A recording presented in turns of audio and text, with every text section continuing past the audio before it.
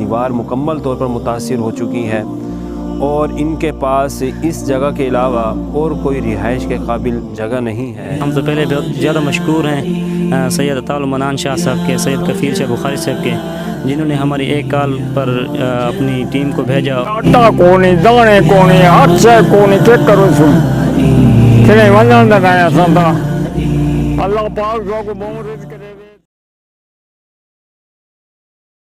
بسم اللہ الرحمن الرحیم۔ اس وقت ہم مجلس احرار اسلام پاکستان شعبہ خدمت خلق کے تحت رمک کے علاقے کے اندر موجود ہیں۔ یہ تحصیل پرووا، ضلع ڈیرہ اسماعیل خان ہے۔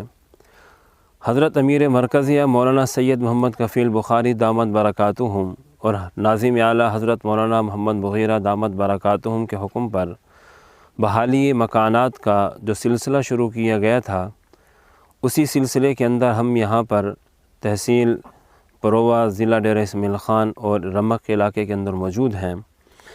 جس جگہ ہم کھڑے ہوئے ہیں، یہاں پر سیلاب نے بہت ہی زیادہ تباہی پھیلائی تھی اور یہاں ہمارے ساتھ بزرگ موجود ہیں۔ یہ ان کا گھر ہے، ہم آپ کو دکھاتے ہیں کہ اس وقت انہوں نے عارضی طور پر اپنے لیے رہائش کا بندوبست کیا ہوا ہے۔ یہ دیوار مکمل طور پر متاثر ہو چکی ہے اور ان کے پاس اس جگہ کے علاوہ اور کوئی رہائش کے قابل جگہ نہیں ہے۔ تو ہم مخیر حضرات سے یہ درخواست کرتے ہیں کہ مجلس احرار اسلام جس طرح بحالی مکانات کے پروگرام میں لوگوں کی خدمت کے اندر پیش ہے، تو آپ لوگ ان کے ساتھ تعاون کریں تاکہ متاثرین تک پہنچا جا سکے۔ ہمارے ساتھ یہاں کے مکین موجود ہیں، تو اس جگہ کے حوالے سے ہم ان کے تاثرات لیتے ہیں۔ رمک گاؤں مکان ڈھہ گیا نا سیلاب نال، تے بھائی ہونی آئے کھڑے نے نا وہ دے دے پین، ہاں جو کوشش کرے سن سارے نال، سارے کو اللہ اللہ حال ہے تے بھائی گنجائش کا نے نہایت قریب ہے سارے والد، تے اللہ مہربانی کرے، اللہ انہیں خوش رکھے جو سارے نال کوشش کار چھڑے سن تھا۔ ہمارے ساتھ یہاں کے مقامی ساتھی بھائی معتصم بھی موجود ہیں اور انہوں نے ہی ہمیں اس طرف متوجہ کیا، تو ہم ان کے بھی تاثرات لینا چاہتے ہیں۔ السلام علیکم ورحمۃ اللہ۔ میرا نام معتصم ہے اور ہم یہاں علاقہ رمک میں یہ ہمارے ساتھی آئے ہوئے ہیں۔ ہم تو پہلے بہت زیادہ مشکور ہیں سید عطا المنان شاہ صاحب کے، سید کفیل شاہ بخاری صاحب کے، جنہوں نے ہماری ایک کال پر اپنی ٹیم کو بھیجا اور جائزہ لیا۔ یہ ایک بار نہیں 2-3 بار ہوا ہے، پہلے بھی آئے ہیں، راشن تقسیم کیا ہے، ابھی آئے ہیں مکان کی بحالی کے لیے۔ تو ہم ان کا بہت زیادہ شکریہ ادا کرتے ہیں اور جو ہوا ان سے انشاءاللہ یہ کریں گے، انشاءاللہ اللہ پاک ان کو سلامت رکھے۔